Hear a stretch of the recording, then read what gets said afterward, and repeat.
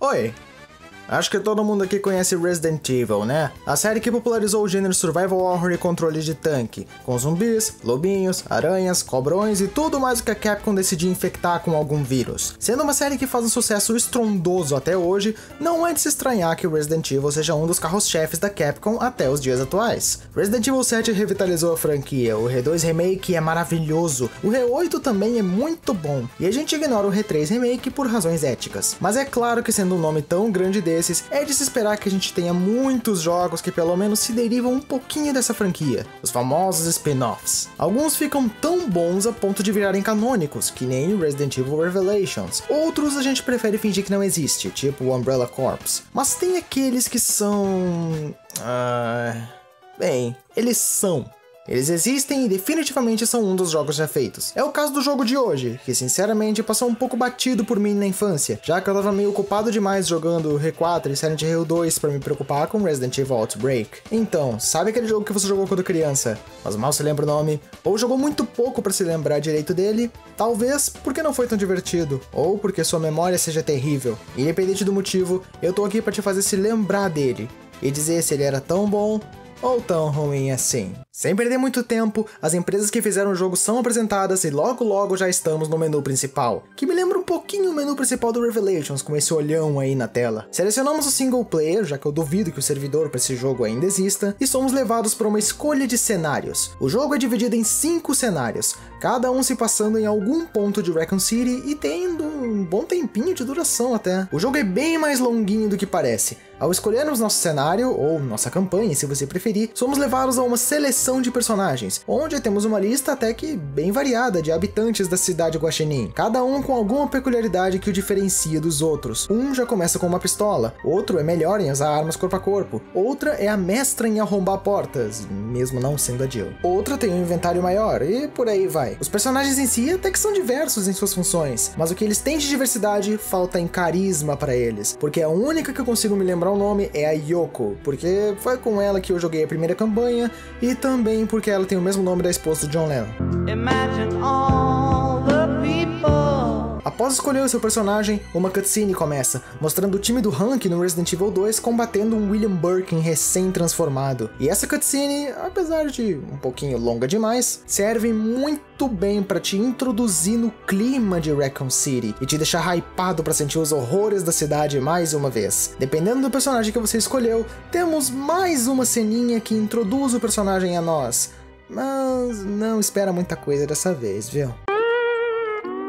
E é aí, bem no início da destruição de Raccoon City, que o jogo começa, com os zumbis invadindo o bar do Jay. E, bem, agora a gente vai pra parte da gameplay, e também dizer um bocado de coisas que me fazem gostar desse jogo, e outras que me fazem dizer...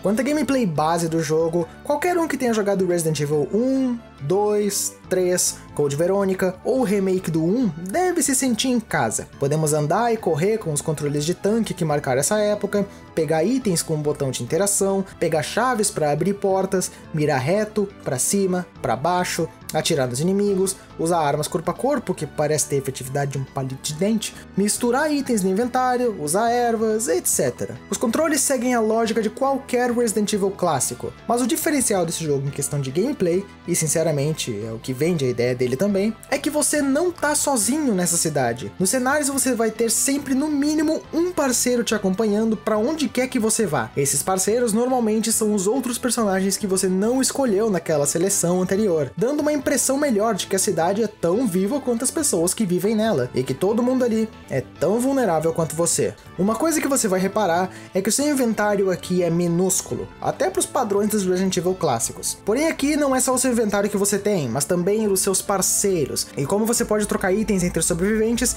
acaba que ter só 4 espaços não é um problema tão grande assim. Mas como a esposa do John Lennon aqui tem 4 espaços extras para itens, eu acabei me sentindo mais confortável jogando com ela. Um probleminha meio chato desse sistema é que as trocas de itens entre os sobreviventes pode ser um pouco demoradinhas para se fazer. Caso você queira dar uma cura para um sobrevivente que esteja com a vida vermelha, por exemplo, você precisaria abrir seu inventário, selecionar a erva verde, oferecer ela a algum sobrevivente, que não tem como selecionar qual que vai ser, por sinal. Então seu personagem vai estender a mão para que daí sim o sobrevivente vem até seu personagem e pegue o item que você quer dar. Quando você tá com mais de um te acompanhando, isso pode ser um pouquinho pior, já que outro sobrevivente nada a ver com a história pode aceitar o seu item e tentar pegar ele. Felizmente, você pode cancelar a ação para evitar esse tipo de coisa. E você também pode pedir itens para outros sobreviventes te acompanhando, e normalmente eles te dão um item que você pede sem questionar. Mas é aí que vem outra mecânica do jogo, a que ele chama de personalidades. Usando o analógico direito,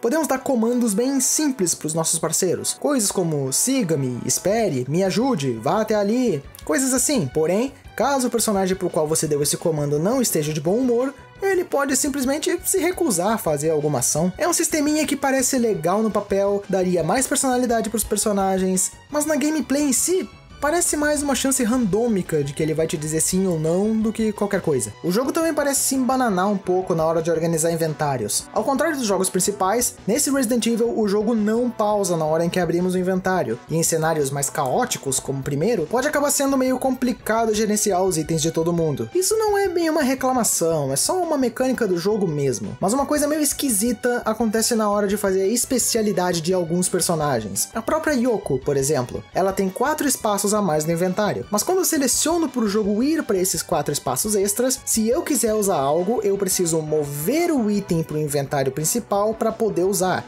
senão eu não consigo. Quando eu fui com a Master of Unlocking do Paraguai aí, eu fui tentar destrancar um armário e descobri que o lockpick dela tem 4 pontas diferentes, e eu precisaria descobrir qual era a ponta certa para abrir o armário. Testei todas as pontas e nenhuma funcionou. Testei todas uma segunda vez, imaginando que eu devia ter pulado alguma sem querer, e nada ainda. Então, eu abri o Google para ver se eu estava fazendo algo de errado ou sendo burro. E adivinha? Eu tava fazendo algo de errado. Quando você usa o lockpick com essa personagem, você tem que selecionar uma das pontas e depois macetar o botão X até a bendita fechadura abrir. Caso selecione a ponta certa, você maceta o botão bem menos vezes. Esse jogo parece adicionar passos a mais nas mecânicas dos personagens que claramente não eram necessários, então ali meio que só pra encher linguiça. É como se você precisasse atravessar uma rua, mas ao invés de simplesmente olhar pros lados e atravessar, você olhasse pros dois lados e então construísse uma bicicleta do zero, só pra poder pedalar até o outro lado. No fim, dos dois modos você chegou até o outro lado da rua, mas um dos modos era claramente mais simples e eficiente do que o outro. Infelizmente nesse jogo aqui, a Capcom resolveu construir uma bicicleta. Outra consequência da adição da mecânica dos sobreviventes é que ele meio que muda o seu modo de jogar o jogo. Nos Residents antigos você andava com o cu na mão o tempo todo, já que você estava sozinho, qualquer dano faria você gastar uma erva preciosa. O jogo ganhava um clima mais tenso e tudo tinha uma sensação de ser perigoso. Aqui, você pode jogar de duas formas principais.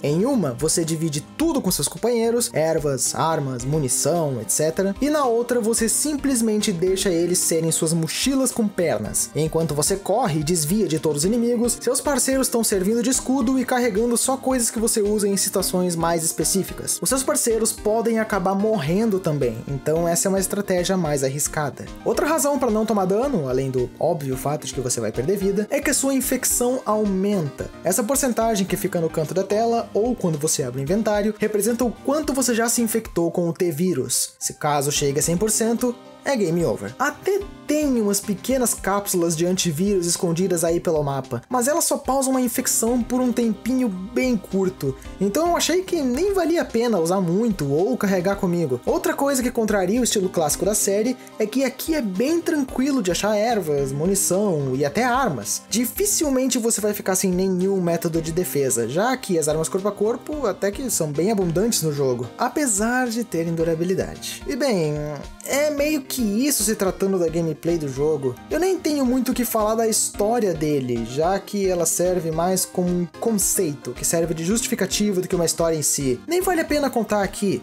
Tem alguns eventos legais, tipo esse aqui, de quando você coloca fogo numa rua para acabar com um exército de zumbi, mas é meio que isso. Se você quiser mesmo saber toda a história de Raccoon City, joga os Resident Evil 2 e 3, que é sucesso, viu? Depois de dizer tudo isso sobre esse sistema de parceiros e tudo mais, com campanha desconexa que tem uma historinha do dia, eu posso concluir que o Resident Evil Outbreak é quase um protótipo de um jogo que viria para os PCs anos depois. Left 4 Dead. Eles são bem semelhantes em conceito, mas não é só nisso. O porquê eu vou explicar para vocês com as seguinte frase: Resident Evil Outbreak é um dos jogos mais tropáveis que eu já vi. Outbreak é um jogo que claramente foi feito para multiplayer. Tudo nele indica que você deveria jogar ele com algum amigo. E jogar ele sozinho é a mesma coisa que jogar Left 4 Dead sozinho. Você enjoa muito rápido, por mais que seja divertido inicialmente. O jogo não tem nada que te prenda, mal tem uma história para contar. Os personagens aqui têm o carisma do Mavado do Mortal Kombat. Você lembra dele? Claro que não, né? Pelo mesmo motivo que você não lembra do Mark, que é o Julius aqui do Outbreak. Achou que eu tava brincando? Inclusive, essa é a maior diferença entre o Outbreak e o Left 4 Dead. No Left 4 Dead, os personagens têm carisma, e o Julius de lá é bem melhor, né, coach?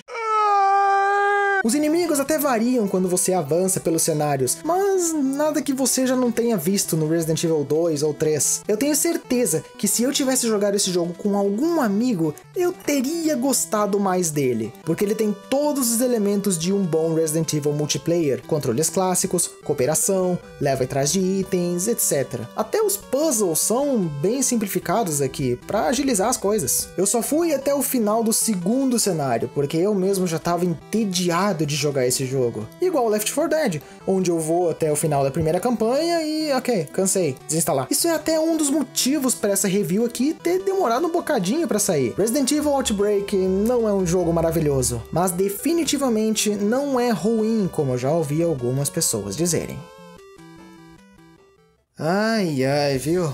Que joguinho chatinho de se jogar. Eu precisei de uma certa força de vontade pra terminar esse cara aqui. Foi tanta força necessária que eu nem cheguei a terminar. Brincadeiras à parte, fico muito agradecido por você ter visto esse vídeo até aqui. O próximo vídeo vai ser o prometido vídeo do jogo dos Transformers, que foi o verdadeiro vencedor da enquete de uns tempos atrás. E depois dele eu queria começar uma série de alguma franquia aqui pro canal. Eu não sei direito qual ainda, mas hora ou outra eu posto uma enquete aqui para vocês darem sugestões. Até porque o objetivo desse canalzinho aqui é justamente esse: relembrar esses jogos que jogamos na infância e mal conseguimos ter uma lembrança ou outra deles hoje em dia. Então eu peço, me deixa aqui nos comentários algum jogo que você jogou quando criança e não se lembra se era bom ou não, ou se ele sequer existe.